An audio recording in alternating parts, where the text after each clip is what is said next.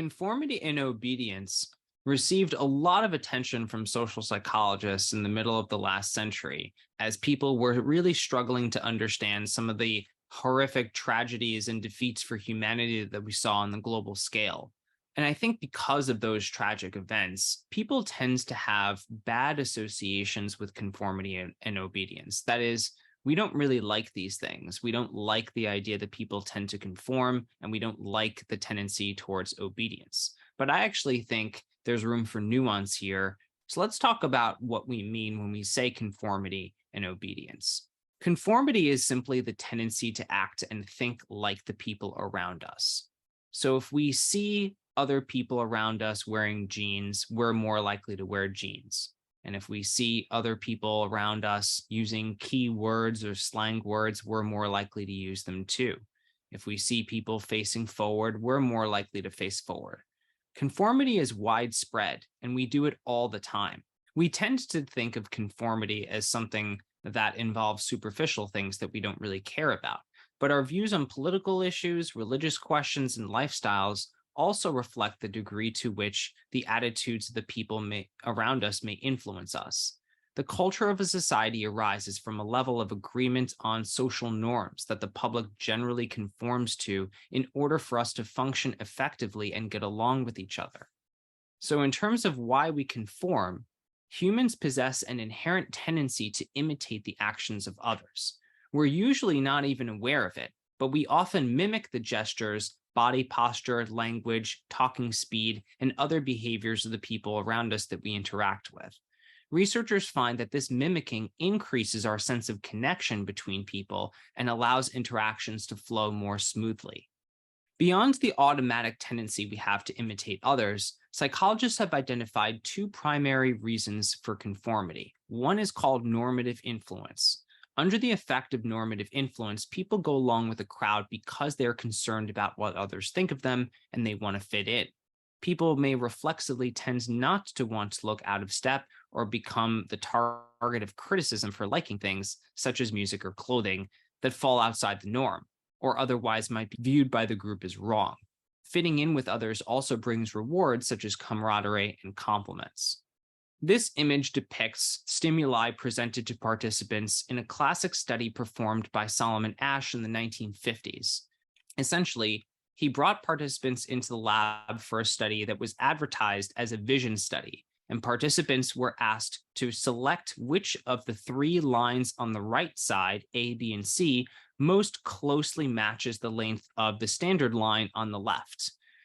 And you can see if you have, relatively good eyesight, most people can just tell by looking that the correct answer is C, that the line C on the right most closely resembles in length the line on the left.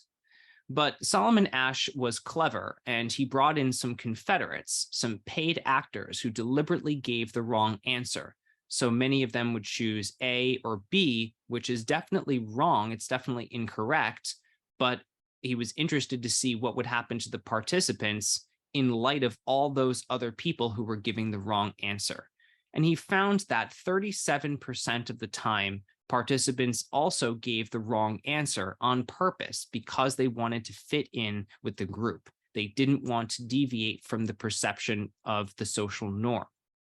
Now, 37% is less than half, which means, and this is something that Solomon Asch concluded in his research, that most of the time people don't conform. Most of the time people stay independent, even in the face of group pressure. On the other hand, when it's something as obvious as this, and still 37% of the time people are conforming and purposely giving the wrong answer, you could look at that from a glass half empty perspective and say, that's still a little bit too high. The other type of motivation we have to conform is what psychologists refer to as informational influence. Most of the time, we're motivated to do what is correct. For example, if society says that we should put all of our trash in the proper trash cans and speak softly in libraries and tip our waiters or waitresses, then that is what most of us will do. So how do we know what the right thing is? The people around us are often a source of this valuable information. If an alarm starts going off and people are vacating a room, You might think, oh, well, they must know what we're supposed to do. That might be a fire alarm. I should exit as well because that's probably the right thing to do. So people go along with the crowd because the actions of others often provide information as to what is correct or socially appropriate. Descriptive norms are local. That is, when we act on the way that most people act, and this is not an unreasonable strategy. Many of you have heard the expression, when in Rome, do as the Romans do. So this is often the case when people are traveling and they look around to see how other people are behaving and wants to blend in. Obedience, rather than conformity, is a function of authority figures. It is defined in terms of an individual's compliance when given an order or command from someone in a position of authority. In many situations, obedience has beneficial effects. We're taught from an early age to obey parents, teachers, and police officers because they are considered authority figures that are on our side, here to help and guide us.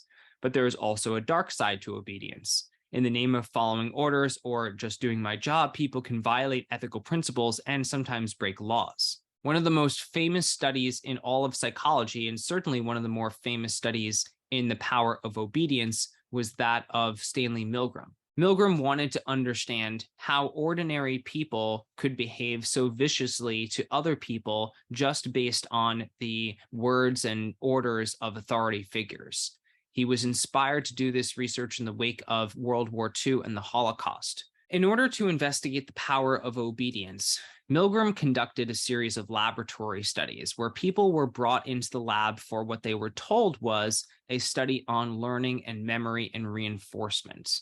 They were paired with someone who is an actor, a confederate, working with the researchers. The people in the study, the participants, were told that any time the other person got a question wrong, they would need to deliver an electric shock to that other person. And participants in this experiment were very apprehensive about this and certainly voiced objections. But what was notable about the results of the experiment is that people went along with the instructions and orders from the experimenters anyway.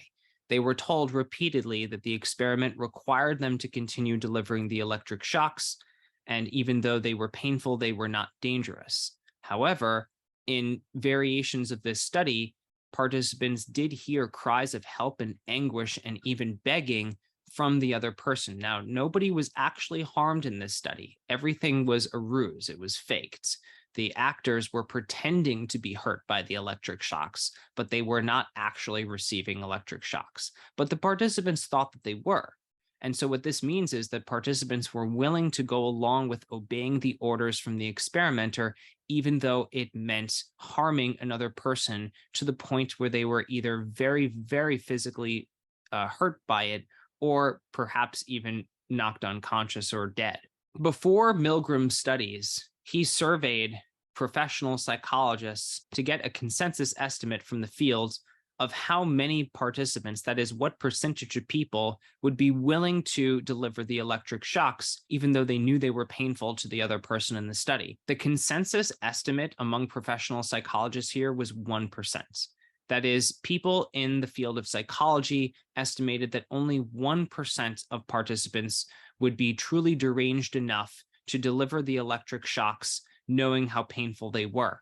But Milgram found that a majority of participants continued to obey the experimenter all the way to the highest level of electric shocks. And this shows essentially the power of the situation, that most people, even those who think they would never do such a thing, are vulnerable to the impact of obedience from authority figures. Milgram's obedience research has been the subject of much controversy and discussion, specifically whether it was ethical to run the study and whether the results truly generalized to other contexts that we care about. These are topics that psychologists are still discussing and debating today, over half a century later. This shows just how much the Milgram studies have made an impact on our public consciousness.